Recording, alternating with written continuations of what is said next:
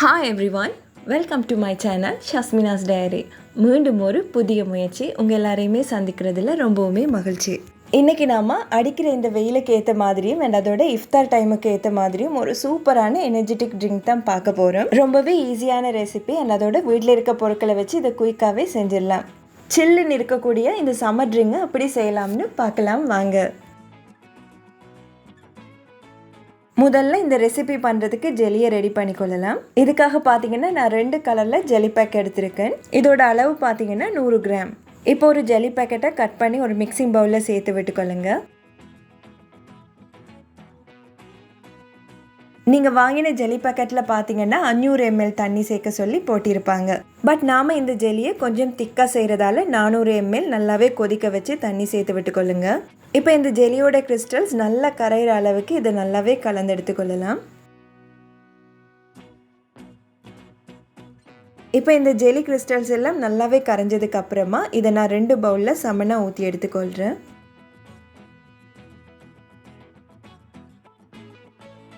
இதில் ஒரு பவுலில் நான் ரெட் ஃபுட் கலர் இதில் கொஞ்சமாக சேர்த்து விட்டுக்கொள்கிறேன். இது ஆப்ஷன் தான், பட் இந்த மாதிரி கலர்ஃபுல்லாக செய்யும்போது நாம் செய்ய போகிற கூல் ட்ரிங்குமே பார்க்குறதுக்கு ரொம்ப அழகாக இருக்கும். இதே மாதிரி பர்பிள் கலர்லேயும் இந்த ஜெல்லியை செஞ்சு எடுத்துக்கொள்ளலாம். இதுக்காக 500 கிராம் ஜெல்லி கிறிஸ்டல்ஸ் இதில் சேர்த்து விட்டுக்கொள்ளுங்க. சேர்த்ததுக்கு அப்புறமா 200 ml நல்லா கொதிக்க வச்ச தண்ணி எடுத்து இதோட கலந்து விட்டுக்கொள்கிறேன். இப்போ நம்ம செஞ்ச ஜெல்லி எல்லாமே செட் ஆகி வரதுக்காக ஒரு 15 தொடக்கம் 20 நிமிஷம் இதை ஃப்ரிட்ஜில் வச்சு எடுத்துக்கொள்ளலாம். இதுக்கப்புறமா நம்ம இந்த ட்ரிங்கை செய்கிறதுக்காக பார்த்தீங்கன்னா சவ்வரிசி சேர்க்க போகிறோம். ஸோ இந்த சவ்வரிசியை வேக வைக்கிறதுக்காக ஒரு பேனில் கொஞ்சமாக தண்ணி எடுத்துக்கொள்ளுங்க. நான் 2 கப் அளவுக்கு தண்ணி சேர்த்துருக்கேன். நாம் சேர்த்த தண்ணி நல்லாவே சூடாகிடும். இதில் நான் 1/2 கப் அளவுக்கு சவ்வரிசி சேர்த்துக்கொள்கிறேன். இதோட அளவு பார்த்தீங்கன்னா 50 கிராம். முக்கியமாக சவ்வரிசி சேர்க்கும் போது பார்த்தீங்கன்னா தண்ணி சூடாக இருக்கிறது இங்கே ரொம்பவே முக்கியம்.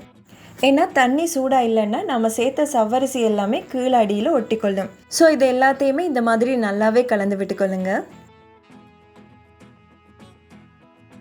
ஒரு 2 நிமிஷத்துக்கு அப்புறமா பார்த்தீங்கன்னா நம்ம சேர்த்த சவ்வரிசி எல்லாமே கலர் சேஞ்ச் ஆகி வந்திருக்கு. இப்போ இந்த ஸ்டேஜில் இதை வடித்து எடுத்துக்கொள்ளலாம்.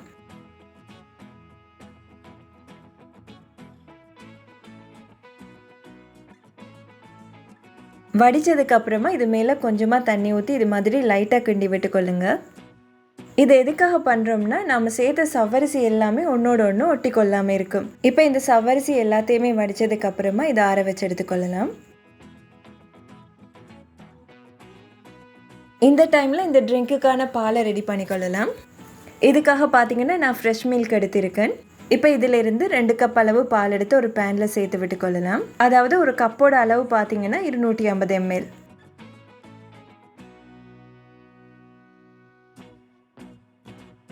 இப்போ நம்ம சேர்த்த பாலில் இருந்து ஒரு 1/4 கப் அளவு பால் எடுத்து வேற எடுத்து வச்சுக்கொள்ளுங்க.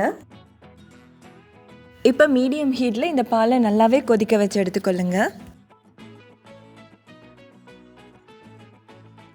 இப்போ பார்த்தீங்கன்னா இந்த பால் நல்லாவே கொதிச்சு வர இந்த டைமில் நான் 1/2 கப் அளவுக்கு சீனி சேர்த்துக்கொள்கிறேன். சேர்த்து இதை நல்லாவே கலந்து விட்டுக்கொள்ளலாம்.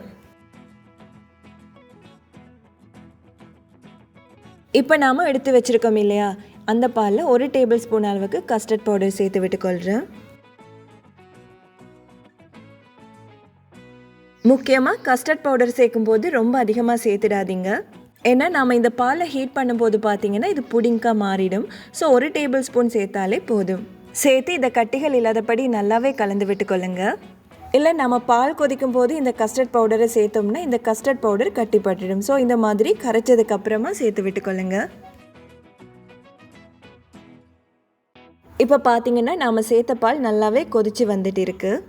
இதில் நம்ம கரைச்சி வச்சுருக்க கஸ்டர்ட் மிக்ஸை சேர்த்து விட்டுக்கொள்ளலாம். சேர்க்குறதுக்கு முதல் இது ஒரு தடவை நல்லாவே கலந்து விட்டதுக்கு அப்புறமா சேர்த்து விட்டுக்கொள்ளுங்க. இப்போ இது எல்லாத்தையுமே ஒரு தடவை நல்லாவே கலந்து விட்டுக்கொள்ளலாம். இப்போ இந்த பால் பார்த்தீங்கன்னா கொஞ்சம் திக்காகிற வரைக்கும் இது ஒரு 3 நிமிஷம் நல்லாவே கைவிடாமல் கலந்து விட்டுட்டே இருங்க. இப்போ பார்த்தீங்கன்னா இந்த பால் கொஞ்சம் திக்காகி வந்திருக்கு. இதை ரொம்பவே திக்காக்கிடாதீங்க. இப்போ இது ஒரு பவுலுக்கு மாற்றி விட்டுக்கொள்ளலாம்.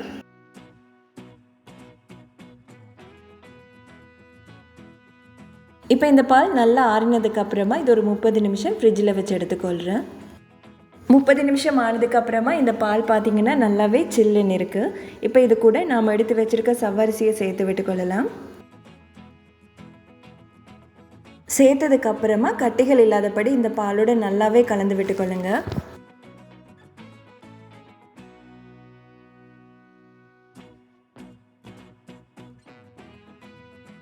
ஒரு மணி நேரம் ஆனதுக்கு அப்புறமா இந்த ஜெலி எல்லாம் செட் ஆகி வந்திருக்கான்னு பார்க்கலாம்.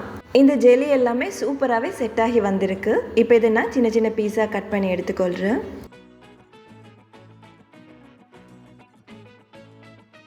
இந்த ஜெலி எல்லாத்தையுமே யூஸ் பண்ணணும்னு அவசியம் இல்லை. உங்கள் தேவைக்கேற்ற மாதிரி நீங்கள் சேர்த்துக்கொள்ளலாம்.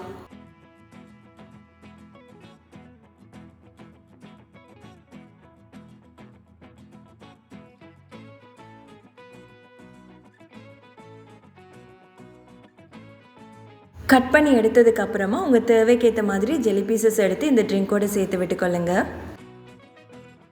இப்போ இது எல்லாத்தையுமே ஒரு தடவை நல்லாவே கலந்து விட்டுக்கொள்ளலாம். வேணும்னா இது கூட நீங்கள் தாராளமாக ஃப்ரூட்ஸ் கூட சேர்த்து விட்டுக்கொள்ளுங்க. ரொம்பவே ஹெல்த்தியாக இருக்கும்.